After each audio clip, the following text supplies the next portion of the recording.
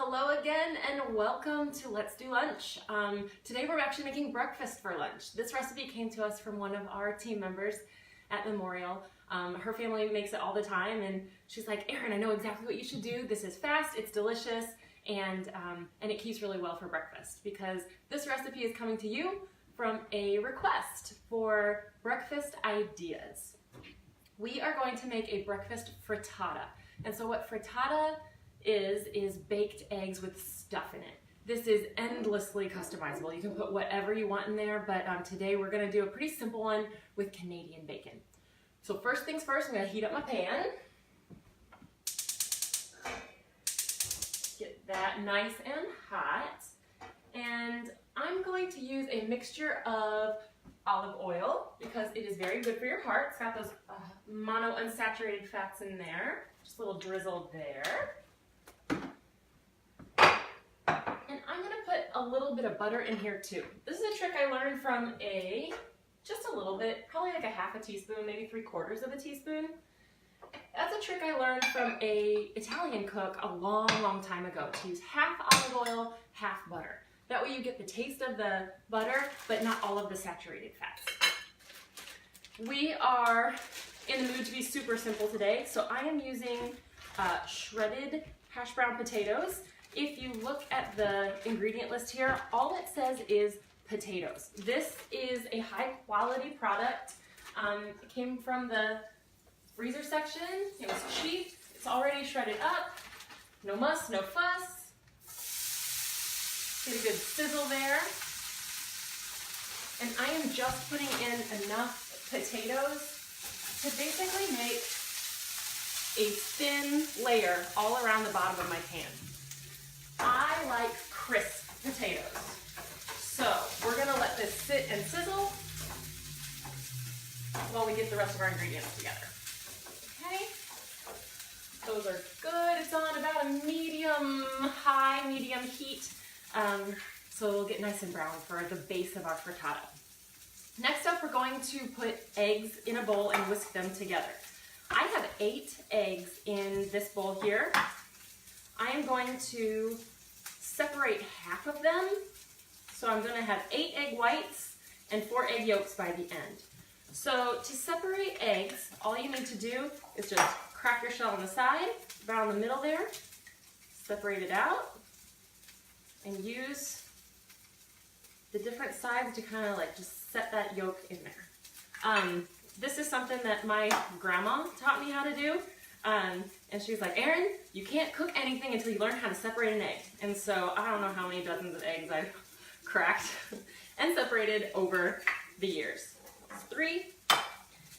Something kind of fun there. Oops. We got a bit of shell in our bowl here, but that is not a big deal, all right? Egg yolks are kind of slippery. If I go in there just after with my finger and try to fish it out, it's not going to work very well. So another thing my grandma taught me was to use the side of an eggshell here. And that eggshell cuts right through. There we go. And I got that piece of shell out. All right, separate out my 4 eggs. Just gonna crack the other ones in here. The reason you'd want to separate your eggs and only use half of the yolks is to save on calories and a bit of fat, okay?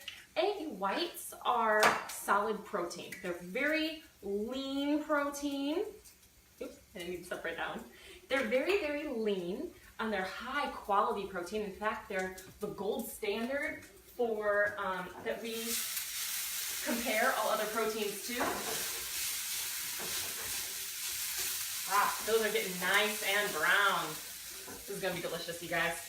While those are finishing up cooking, I'm gonna just throw a little bit of salt in there, a couple cracks of fresh pepper. If you don't have a pepper cracker, I would highly recommend getting one.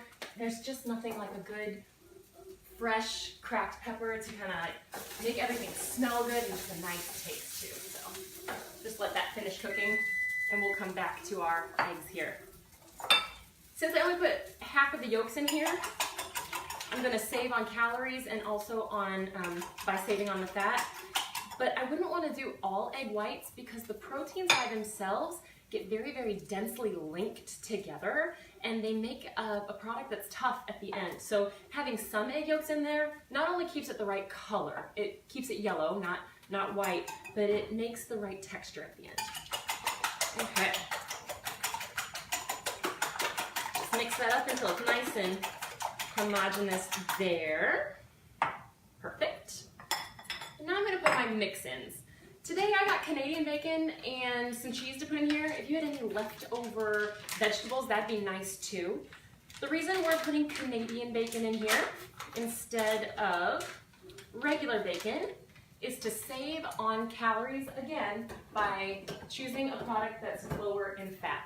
As you can see, Canadian bacon really doesn't have a lot of fat showing through it, whereas regular cured bacon has the is mostly fat. Most of the calories come from fat there.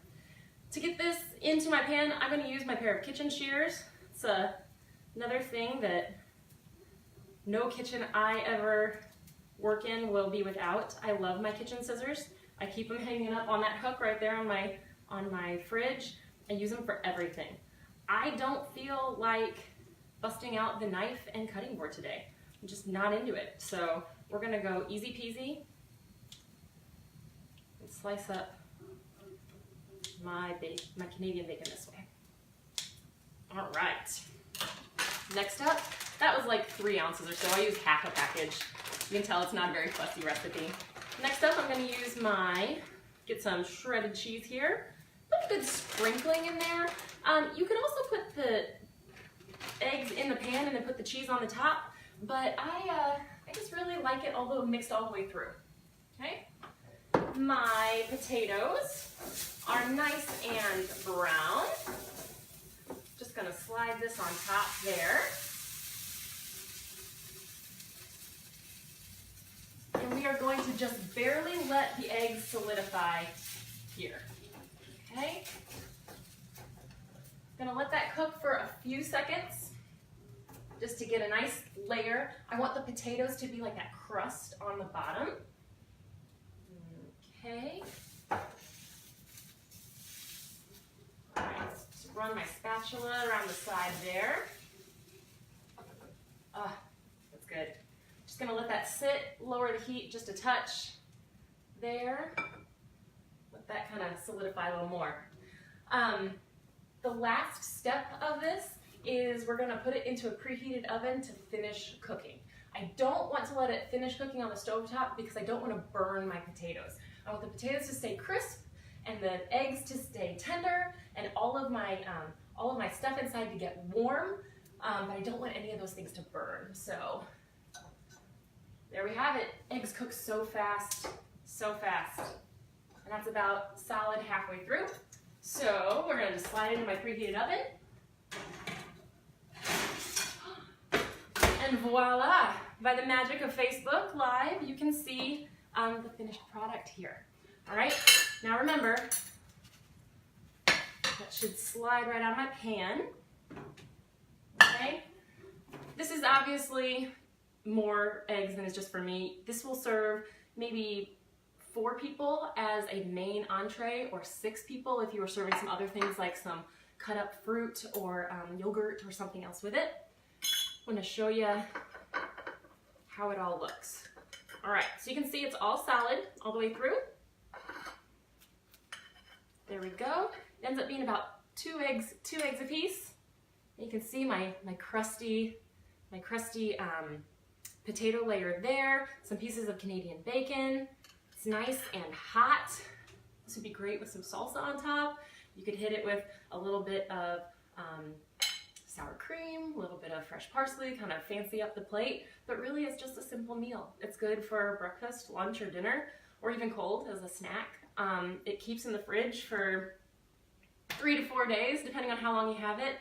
My mom makes up a frittata every week on Sunday night, and then she eats it Monday through Friday for her breakfast, or she brings it to work for lunch. So it's just really super simple, and I hope you enjoy it. Bon appetit.